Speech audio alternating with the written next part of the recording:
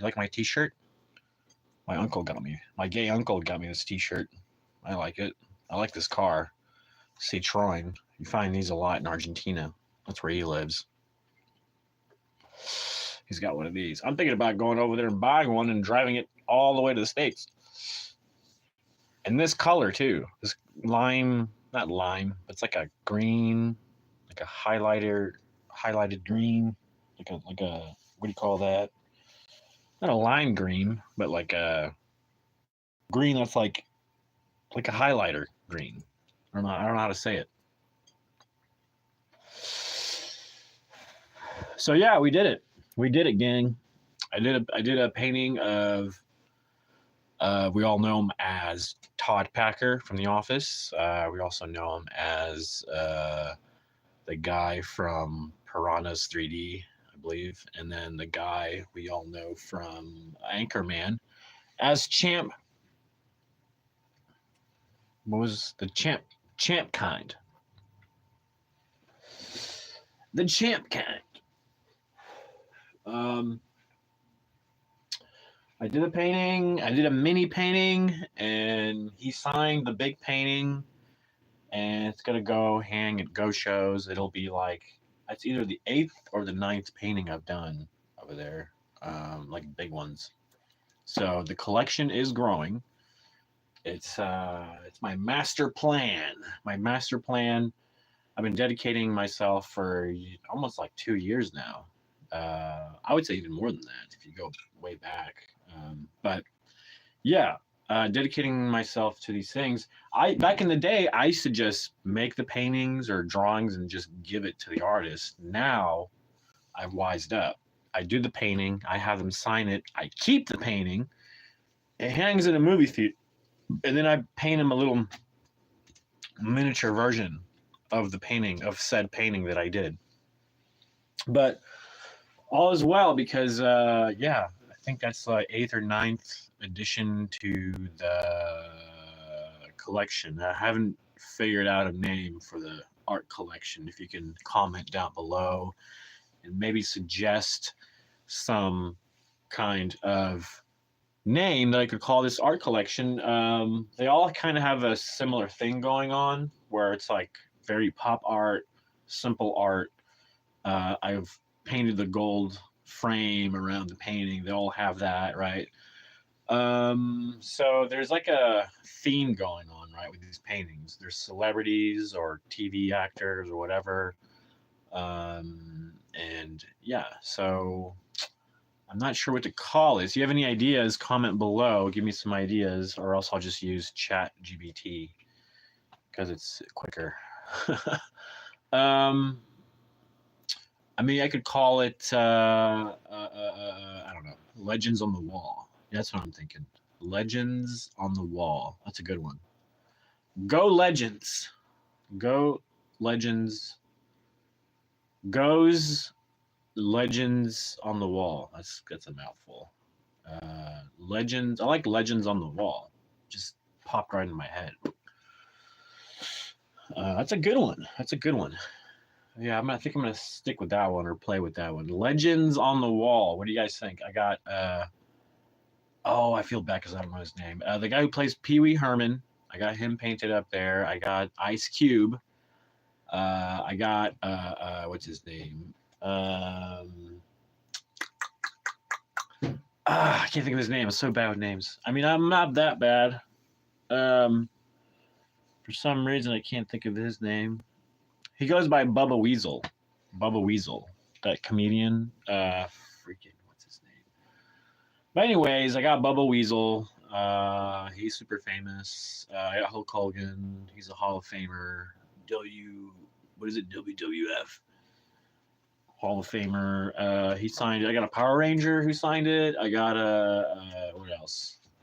So, anyways, yeah, that's the whole thing. It's I've been at it for a while. I started drawing old, back in the day actors like Will Rogers and stuff, musicians like Woody Guthrie. I started doing that, like little pencil sketches. It didn't do anything for me as far as people noticing me, my art, and this and that. People are starting to notice me now, which is kind of cool. It's been hard to get to just stick out. There's just so much artwork out there, and it's not. I don't look at it as competing. I look at it as just putting in my 2 cents out in the art world. Some people feel like they're competing, especially when I talk to them. They're either just assholes to me, they don't understand me, so they, for some reason, it gives them the right to be an asshole to me. I don't know why. But anyways, that just seems how it's been. But lately, it's been good because of Go shows. I mean, they have such a out of all the places I've been to, as far as local movie theaters go, Go shows has been the best at being really receptive with local artists compared to the other places. Where the other places, they're not as receptive. They will work with you, but you have to like twist their arm, sign contracts, which is fine. But like the other places, like Circle Cinema, the people there will just straight up tell me, like they'll just say, "Hey, we think you're a fake filmmaker. You don't think you're real, this and that." It's like, God dang! Like, what do you have to do to be considered like a real artist in these people's eyes? But anyways, it doesn't matter. Stray Kids, my latest feature film, will be playing at Go shows. Like I said, it's the place. It's just been the place for me. BB King had his place in New Orleans, in the place. Like there was places he couldn't go because they didn't appreciate him. And BB King said this, and I'll directly quote him. He said, "Go where you're appreciated."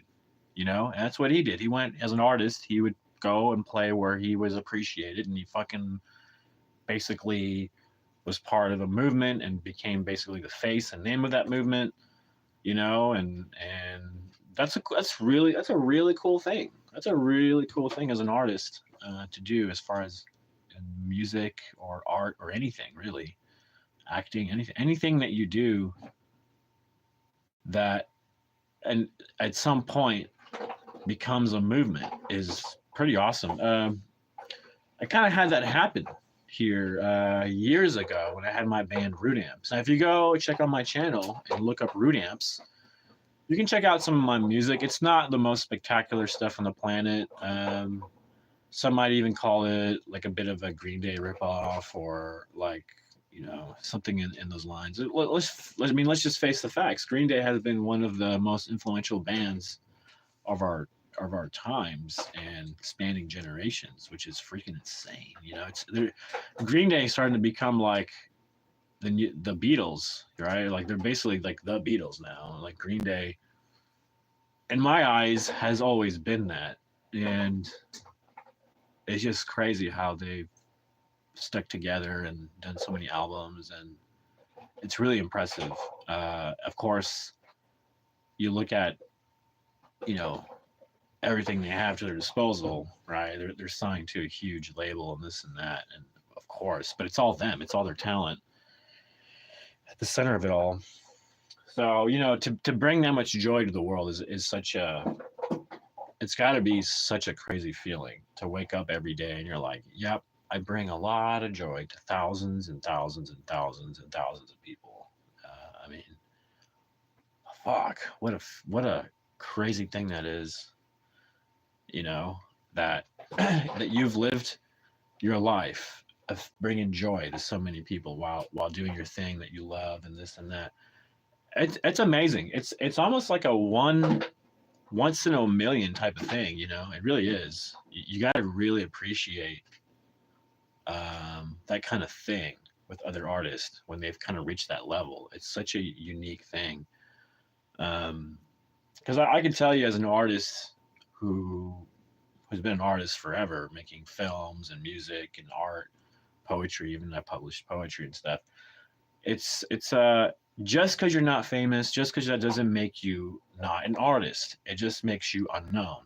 I think a lot of people who are trying to be an artist or working as an artist in their career, whatever, working on it, it's really easy to be pretty much derailed by people who keep saying you're a fake, or we don't believe in you, this and that. You're gonna hear all of it. You're gonna hear all of it. You're gonna hear people talking behind your back, this and that. You know, it's like, I mean, it's crazy. Like you start rising, and the pushback starts. You know, and I got pushed back, but it's okay. You know, it's all like strategic in a way. You have to be strategic as an artist, because you could be building so much momentum and for yourself as an artist, and then poof, just like that, it's gone. Like, you know, it could be because you got derailed, either because of your own faults or because of community backlash. And I've been there on both experiences early on when I was a little bit immature, you know, with root amps. You know, had I been smart, I would have put the effort to look for a manager and like a record label, and we would have taken off. We were that good. We were that good, but we weren't like a solid band quite yet. We weren't like quite there as far as being like a solid working band that goes on stage and like, you know, nails it and makes people happy. Our music, we were like we didn't have music videos. We didn't have you know, we didn't have anything. We would just go out and play shows. And we had one, two, three, four like best shows of all time, right? The rest of them were usually like either there was like 10, 15 people. Maybe there was just, sometimes it'd be nobody. We'd play these shows that were more like little practices for us at a place called Sound Pony here. Like we'd play like almost every fucking Saturday or something. And so we did that. And so the band came together, and we were doing shows, and we were like this crazy, outlandish punk band that wasn't necessarily punk, but it's like we wanted to be punk. We were like garage rock wanting to be punk and wanting to create mosh pits. Our goal of creating mosh pits never happened, but at the time I was like still kind of shy and coming out of my shell and working out some issues. And so, you know, and that's the thing with, man, it can set you back so much as an artist when you have issues to work out, you know, financial issues, family issues, you know, and even issues with substance abuse, like things like that. It'll set you back. It'll set you back. It sucks. But it's just one of those things, you know, as an artist, you have to deal with a lot. And let's just put it out on the table. Like being an artist is basically being able to be vulnerable and put yourself out there and put your feelings out there. And you just hope that people will resonate with that, right? Um, but it's crazy how, you know, it's crazy how a good painting will bring joy to people. And that's why I've been doing it. I'm doing it a lot because I like how people react to the paintings, you know.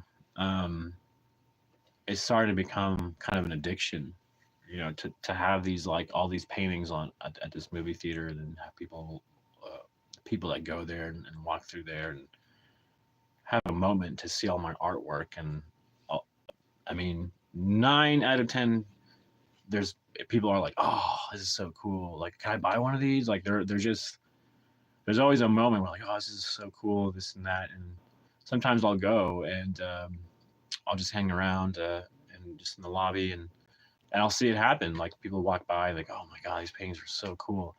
I'll be standing there, I'll be like, hey, well, these are, you know, Gene, who owns the place, who's like, well, that's the artist right next to you. Or I'll be like, yeah, I'm the guy who painted these. And of course, everyone's like, oh, these are so cool.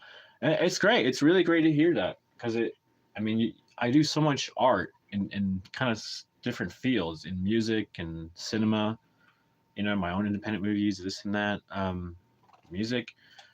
And it's every now and then you get the, oh yeah, that's so cool, this and that, but it's not like everyone. The paintings has been the thing that like everyone's been like, oh yeah, this is like really cool. So, you know, I just been running towards that more lately. Painting's the kind of thing where it doesn't cost me a lot of money to do. And it doesn't, honestly, it doesn't cost me time either. I mean, one painting takes me not even that much. I mean, that the last painting I did with the Todd, the Anchorman champ kind painting with David, that took me 4 hours. And it used to take me 6 hours, and then it used to take me like all day, and it used to take me 2 days. So I'm getting faster at it. I'm getting faster at these paintings, which is kind of crazy. Um, but that last one took me 4 hours, and then the extra hour I used to create the small one. So like 4 or 5 hours to create the painting, and it's crazy how it's just getting easier and easier to do. Um, like I just whip it out. The first one took forever. I remember it took me like 3 days to do. But you can tell if you look at the first painting I ever done there at the Go Show, it's hanging. It's the most like detailed one. Um, but they all have their own thing going on in their own way. They're all detailed and whatnot. But I do want to say that the only reason it's doesn't take me that long to create these paintings is because it has like a pop art kind of thing to it. So when you're doing that kind of thing, it gets a little easier. Um, but let's say I do like a pencil drawing that's like really detailed, and it's like a detailed drawing, pencil drawing of a famous artist. That could take me a week. Kid you not. That could take me like a freaking week. And that's why I don't do it as often. If I do like a big one, like I usually do my paintings, what is that, like 48 by 30 something? It'll take me like a week if I did a pencil drawing. Um, yeah, I would say about a week. Like a week, it would take me a week working on it like 4 or 5 hours a day, you know? But that's why I don't do those, because I don't really have that kind of time. I got deadlines with other stuff. I got the indie showcase and this and that. So the fact that I can just set aside one day to plan the painting, and then because that's what I do is I actually plan them out and I pre-design them on Adobe Photoshop. I don't really know anyone else that does that as far as when it comes to painting, but that's what I do. I pre-design it on Adobe Photoshop, and then I use that as a template for my bigger drawing, right? Then I freehand it. Um, but yeah, what time is it? It's like 5 a.m. here in Tulsa, Oklahoma. Let's see. Oh, it's close. 4:54. That was a really good guess. 5 a.m. Probably gonna do some. Does anybody jump rope? I know it's silly, but I bought a jump rope at Walmart. Um, the funniest thing happened though. I was walking around Walmart. I went to the pharmacy to get some stuff, and I see this like $4 jump rope, and I'm like, I hear it's good. It's good exercise. It's good workout, good exercise. So I've been doing jump roping. But when I was there looking at it, I was just kind of looking at it, and I couldn't decide whether to get it or not. And some stranger, like nearby, walking by, like moving his cart, goes, "You got this. I believe in you. You got this." And I was like, "I do. Thanks." But I was confused. 'Cause I was like, what? Oh, you're being funny. You're being a funny. Okay, you're being a funny. Okay, because it was silly. I'm there like a grown ass man holding a jump rope. I know it looks stupid. He's like, "You got this." It's like, can I do this? Can I jump rope? Of course I can jump rope. But it was the fact that I like, do I want to exercise? Do I actually want to do this? And like, yeah, in my head, I was, yeah, I want to do this. Freaking a lot of boxers jump rope. It's good cardio. So I jump rope. I might start jump roping live on YouTube. I see a lot of girls do it, and they get like a gazillion views. Look at me jump rope, and they got that like those tight athletic clothing on. You can basically see the outline of their junk, all their junk upstairs and downstairs, and they're like, "Look at me, I'm jump roping."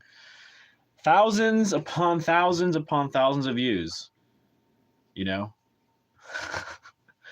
a guy does it. He either has to be really fat for it to be funny, and he gets thousands of views, or he's really athletic and he's like a trainer and he gets thousands of views. If you're in between like me doing jump roping on YouTube, you get 0 views. Zero views. No, I don't know. Let's see what happens when I start jump roping and no, it's fun. I'm enjoying the jumping roping of it. I'm enjoying it. I'm not even lying. I feel good afterwards.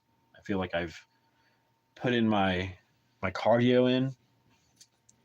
You know, that's important. I'm cutting back on sweets, sugars. I'm cutting back on you know, losing that weight. This to me is too much. Like I'm already like you're crazy, Lee. You think you're fat? Like that's too much. This, see, I got a little belly. I'm already like that's too much. I'm already fat. Isn't that crazy? Like some people are like, you're crazy. They're like, no, I'm already fat. That's too much. All right, it's protruding out of my body. When I look at it from the side, it looks like a big chunk of fat. I'm like, no, I don't like that. So I'm cutting back on stuff. I'm sticking to the salmon and some like veggies and stuff, things like that. I'm just cutting back, man. Cutting back a lot. Fasting a bit, you know. Not so much fasting as much as more just dieting. Like I'm just cutting back on food. But no, I'm not cutting back on food. I'm just cutting back on sugars. I'm just switching the foods I eat with like better foods. Like I'm gonna go eat a banana, an avocado, and a fucking one of those cuties, mandarins. Am I saying that right? It's not an orange. It's a mandarin. Who decided, hey, this is going to be an orange and this is going to be a mandarin? Who decided on that one? Because technically they're both oranges. One's just bigger than the other. So who decided on the names? Why keep the orange an orange while the other one has a completely like radical name? Mandarin. Why? Does it come from Mandaronia? The country I just made that up. But yeah, you got the orange and then you have the little, they call them cuties, I guess. The mandarins. I don't know. This is what happens when you're up at 5 a.m. and you don't talk to anybody. You just work. And then you realize, shit, the whole day went by and I'm working on stuff and I barely talk to anybody. And then you go, man, why am I so depressed? Oh, because I don't talk to anybody. No, I'm kidding. I talk to a lot of people. I talked to Todd Packer yesterday. He was cool. I got to this time they brought me into the green room. Usually I have to wait outside and it gets signed and I get to meet him, the actor, afterwards. This time I was brought in the green room, which was cool. And there he was like fiddling with something. And I was just kind of like, I came in kind of an awkward time because he was fiddling with something. He was like down below, kneeling, fiddling, and I was like standing there. I was like, "Oh, hey," and I didn't want to just stand there. Everybody's kind of looking at me and the painting. So I was like, "Well," I started explaining. I was like, "Well, this is the first time I ever do a miniature version for the artist, for the comedian, the actor to take home because every time I do a painting for like these famous people and I show it to them, they want to take it, and I'm like, you can't take it. I'm sorry. It's for the movie theater. It's gonna stay at the movie." And they're like, "What?" You can tell in their face. They're like, "I can't keep this."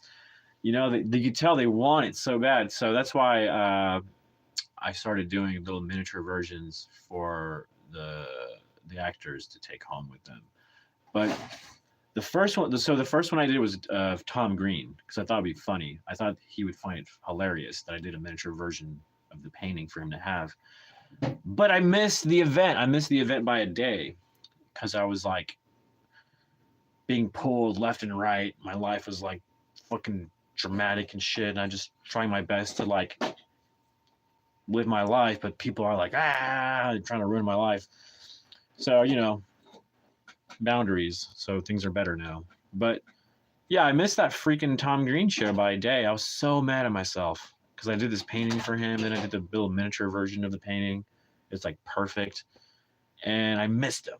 and he's like one of my all-time favorites, and I cannot believe, out of all the actors and comedians that have come through here that I've been able to like track down and meet and stuff, he's the one that's like my favorite. Tom Green's like my ultimate favorite. He's like the guy I would like want to go and like actually be friends with and like fucking hang out and do funny shit and like make little videos and like go to Canada and hang out with him with his mule and fucking go adventure walking with his mule and fight off wolves and then hang out with his mom and get drunk with his mom, and then talk about possibly making a movie with him or something. You know what I'm saying? Like that would be fucking awesome. Like that would be, and I missed him by a day.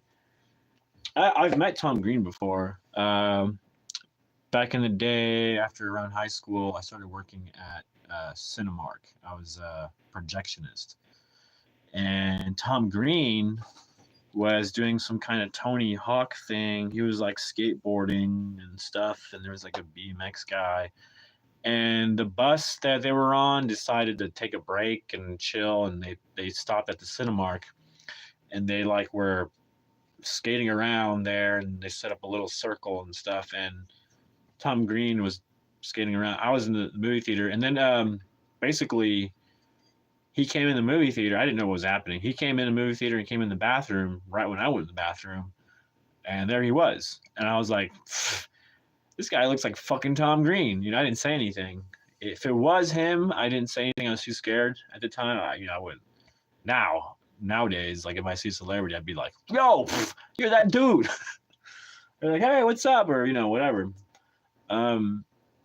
But yeah, that day, I was just too shy, I wouldn't have said anything, but I was shocked. I was like, holy shit, is that fucking Tom Green? So I go outside and lo and behold, I confirm it, it was Tom Green, and he's out there skateboarding, and he's known to do this. And I saw it firsthand. He takes a kid's camera and he starts skateboarding around with it, and he gives it back. It's fucking hilarious, dude. Like that kid has that forever now. He has a little camera tape of Tom Green fucking taking the camera and skateboarding around and just saying hi to people, and then he gives it back. What a fucking video. Somebody has that video, and somebody in Tulsa has that fucking video, and they should upload it to YouTube, because that's your responsibility to do that. Something that Tom Green is, believe it or not, credited for in the world of podcasting. So back in the day when the internet was like first starting out, Tom Green was like the first, believe it or not, he was look it up. He was literally the first person to do a full out TV show podcast through the internet, because he saw a future there. And Joe Rogan was a guest on the podcast show of Tom Green, and Joe Rogan was so inspired that he did his own podcast, and Tom Green credits Joe Rogan for finding a way to be successful at it. But Joe Rogan credits Tom Green for being the first person to like push that and do that and like figure that out and do that on the internet. And it's fucking hilarious. I didn't know this about Tom Green. I've known Tom Green from his Tom Green show from TV and his movies, but I had no idea he had like his own podcast. And so when you go to it, it's like it's like you're time traveling back to a different time with Tom Green. It's fucking crazy. But if you ever listen to him tell his stories, he had a fucking horrific incident. He was out on an island vacationing or something, and he was being stupid, and he fucking burned his feet, and he had to spend all this time in a hospital, and they had to like take him by a helicopter, and he was at a point where he was like, what do you call it, bedridden or whatever. He was like in bed all day. He couldn't move. He had the bottom of his feet burnt because he accidentally stepped on a fire, because on an island, on a beach, whatever, they do these fires and they cover it with sand, but the sand and the coals stay hot. and so he didn't know, and so he walked across the area where there was a fire, and he fucking like melted his fucking skin off his like the bottom of his feet. And this is Tom Green. I'm not kidding. And so he was sent to, because that shit could kill you. It could that shock could kill you. You could have a heart attack. So they helicopter him out to a hospital. He's like in bed for like a week straight or even more, and he's like he doesn't like telling the story. But if you ever hear him talk about it, he's like really like you can tell it really hit him hard. He said he was humbled very much at that moment because he was there wrapped up in bandages, right? He couldn't walk, he couldn't move, and he couldn't get out of bed. And the nurses had to like clean him, and like when he like took shits and everything, like they had to clean him. So can you imagine? Like here I am, Tom Green, right? The funniest guy ever, and I'm in fucking hospital. You know, I can't even wipe my own ass. Like it's so crazy. You know, and you can tell something like that can change a person because you look at Tom Green now. He's living out. He's moved to Canada. He's moved away from LA. He fucking hates LA. He's moved to Canada where he's got like a farm and like it just seems like the life, right? But he's got like a huge beard and like his hair's growing out. But yeah, I'm hoping Tom Green will come back again sometime to do another, stand up thing, and I can try to hunt him down again and see if he'll sign it, and I can tell him the story of how I missed him the first time, but I'm gonna credit him with being the first artist that I thought of to do a miniature version of the painting, so he gets the credit for that. But Todd Packer, David, he actually got a miniature one, so he gets the credit for actually being the first artist to actually receive a miniature painting that I did. But yeah, he was really nice, David. He was super nice and just welcoming, and he saw the painting and was just so amazed. And what's funny is I told him, I was like, you can sign it anywhere, wherever you like. And so the funniest thing happened. Like I was almost gonna like fight him because he was like, "Where do you want me to sign it?" I was like, "You can sign it anywhere." He's like right here, right here, right here. I was like, "Anywhere you like." He's like, "Right here, or right here," and he kept doing it. And I was like, "David, anywhere you like." He's like, "Right here." I was like, "Okay." So I could tell this wasn't going very well. So I was like, "Okay, let me put on my director's hat. Let me direct him as a director. He's an actor, so this is what we do." I said, "David, do me a favor, sign it right here." And he's like, "Okay." And he signs it. But it was funny because he was like, "Where do you want me to sign it? Right here? Or right here?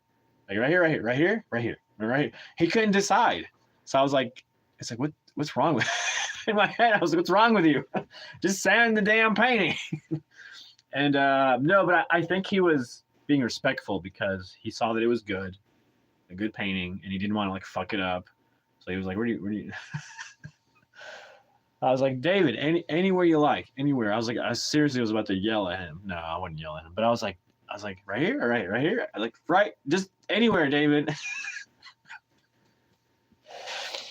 And then he signs it, and we take pictures, and I'm mainly a righty, so I'm holding the painting with my right hand, and he's like, "Let's do something funny." And so he stretches out his hand to grab mine. So it was kind of awkward. So I had to reach for his hand in an awkward way, the way he was holding it, and it looked like we were holding it like we were together or something. It was fucking hilarious. The funniest picture I've ever taken with a celebrity. Anyways, I'm just going on and on. It's fun. It's a fun little thing that I like to do. To try to meet people, especially artists and comedians, and people who are famed, and it's a kick. I get a kick out of it. Anyways, I gotta go take a shit, so I'm gonna end this live chat thing or whatever. So, all right, people. Good night. Good night, folks. See you around.